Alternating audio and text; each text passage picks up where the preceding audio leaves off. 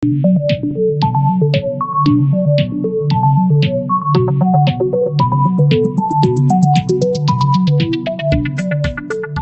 वालेकुम स्टूडेंट्स। तो next class जो है वो थोड़ी सी लेट हो गई है, जिसका रीज़न ये था कि मैं कुछ काम में बिज़ी था। तो अभी स्टार्ट करते हैं अपनी नेक्स्ट क्लास, और इसके बाद जो है वो हम एक सीरीज़ कंप्लीट एक स्टार्ट करते जाएंगे डेली बेसिस के ऊपर। सो मैं अपना कोड एडिटर ओपन कर लेता हूँ।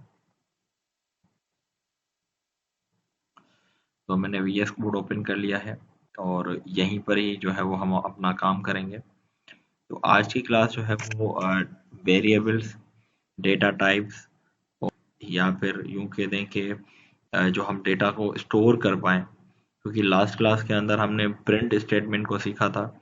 तो प्रिंट स्टेटमेंट बेसिकली हम यूज़ करते हैं प्रिंट करने के लिए कोई चीज़ आउटपुट में। तो इस हिसाब से हमें अगर वो वैल्यूज स्टोर करनी हो किसी जगह पर, तो हम वहाँ पर वेरिएबल यूज़ करते हैं।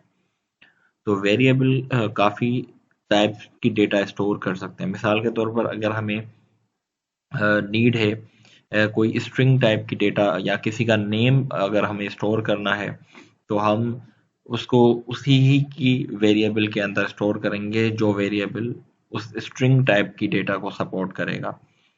तो वेरिएबल बनाने का तरीका थोड़ा सा मैं आपको बता दूं, वो किस तरीके से होगा। सबसे पहले हमें डेटा टाइप लिखनी पड़ती है।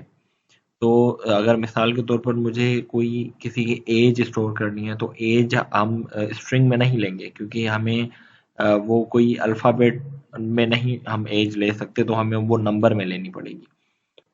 इसी तरीके से अगर किसी की सैलरी है, तो वो सैलरी का जो अमाउंट है अगर हम उसको इंटीजर में रखेंगे, तो ये भी पॉसिबल नहीं है कि वो सैलरी के जो अमाउंट है वो हम इंटीजर में रखें। हो सकता है उसकी सैलरी पॉइंट्स में आ रही हो, यानी वो फ्रैक्शनल पार्ट में जो है वो यूज हो। या फिर किसी की हाइट जो है, मिसाल के तौर पर हम किसी की हाइट अगर लेना चाह रहे हैं अपने इनपुट के अंदर, तब वो इनपुट के अंदर अपनी हाइट देगा 5.6 इंचेस या 5.10 इंचेस, इस तरीके से, यानी 5 feet 10 inches and 4 feet 10 inches, इस तरीके से कोई भी अपनी साइज पॉइंट्स में दे सकता है। तो उसके लिए भी डेटा टाइप है। तो मिसाल के तौर पर अगर हमें किसी की एज स्टोर करनी है, तो हम सिंपल क्या करेंगे, एक डेटा टाइप लिखेंगे सबसे पहले। ठीक है।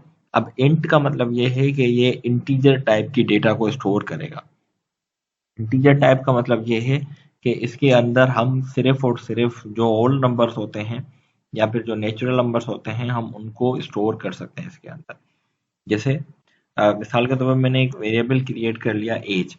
ठीक है। Now this is the data type, integer is the data type, age is the variable.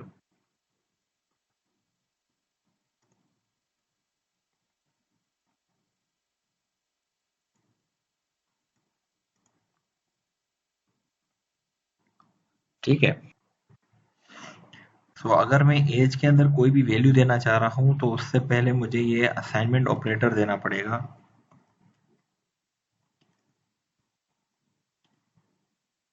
ये असाइनमेंट ऑपरेटर बेसिकली क्या करेगा, जो भी वैल्यू राइट साइड के ऊपर होगी वो लेफ्ट साइड के जो वेरिएबल है उसके अंदर स्टोर हो जाएगी। For suppose I am giving 27, now this 27 will be stored in age.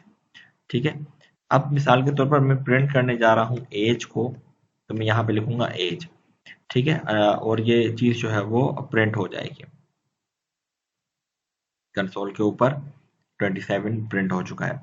ठीक है।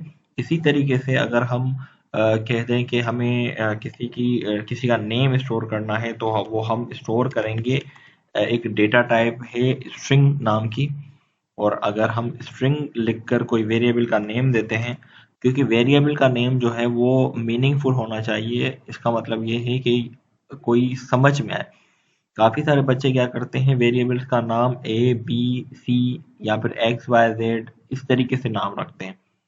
तो जो कि ये गलत अप्रोच है। एक तरीके से आपको आगे चलकर ये चीज जो है वो एक तरीके से प्रॉब्लम आएगी कोड को समझने में, या फिर ये दूसरे के लिए प्रॉब्लम क्रिएट कर सकती है कि वो आपका कोड नहीं समझ पाएगा अगर आपने उसके अंदर कुछ इस तरीके के वेरिएबल्स या फिर इस तरीके की कोडिंग की होगी।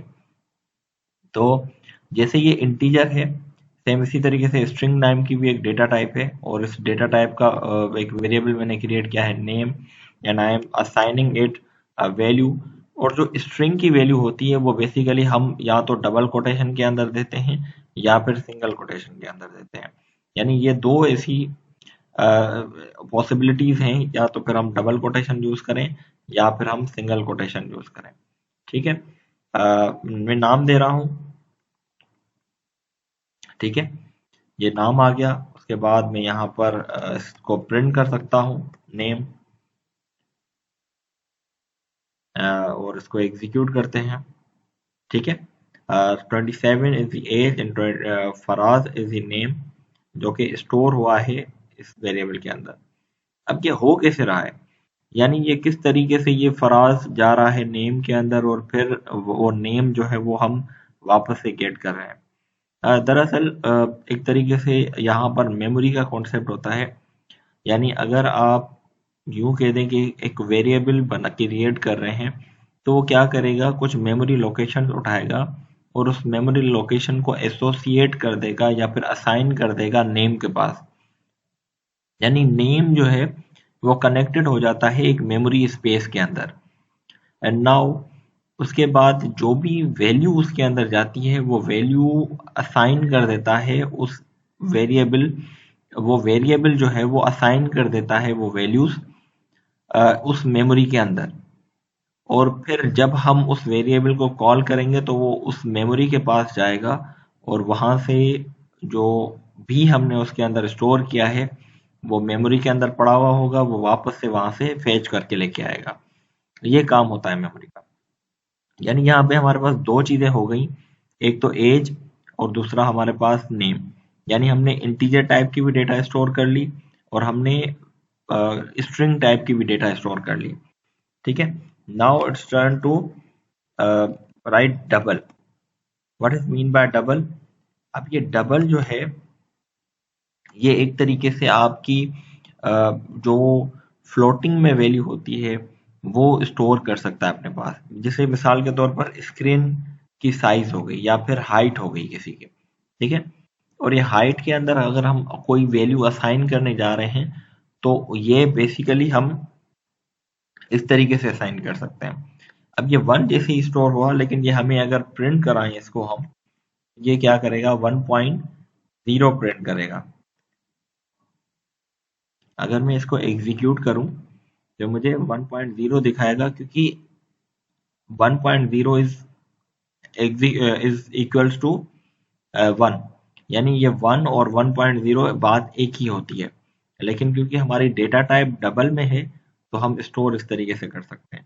और अगर मुझे 1.5 देनी है तो भी ठीक है। यानी यहाँ पर इस तरीके से मैं कोई भी वैल्यू असाइन कर सकता हूँ, 5.5 यानी कि 5 फीट 5 इंचेस, और एग्जीक्यूट करेंगे तो उस तरीके से। बट यहाँ पर मिसाल के तौर पर अगर हम वेरिएबल क्रिएट कर रहे हैं इंटीजर टाइप का और उसके अंदर हाइट दे रहे हैं और यहाँ पर हम कोई वैल्यू दे रहे हैं, तो दिस इज नॉट एक्सेप्टेबल। यानी यहाँ पर अगर आप इंटीजर टाइप का वेरिएबल क्रिएट करेंगे और उसके अंदर आप चाहेंगे कि कोई मेरा डबल टाइप की वैल्यू स्टोर हो जाए, तो ये मुमकिन नहीं है। ठीक है, आपको प्योरली इंटीजर टाइप की ही वैल्यू स्टोर करनी पड़ेगी, जैसे मिसाल के तौर पर इस तरीके से। ठीक है, ये हाइट 1, क्योंकि हाइट पहले से ही क्रिएटेड था तो मैंने हाइट 1 नाम का एक वेरिएबल क्रिएट किया, और उसके अंदर मैं जब वैल्यू स्टोर करने जा रहा हूं तो ये मुझे वैल्यू स्टोर नहीं करने देगा, क्योंकि इसके अंदर फ्लोटिंग पॉइंट वाली वैल्यू नहीं जा सकती। ठीक है, उसके अलावा हमारे पास एक और डेटा टाइप है बूलियन, जिसको हम बूल कहते हैं।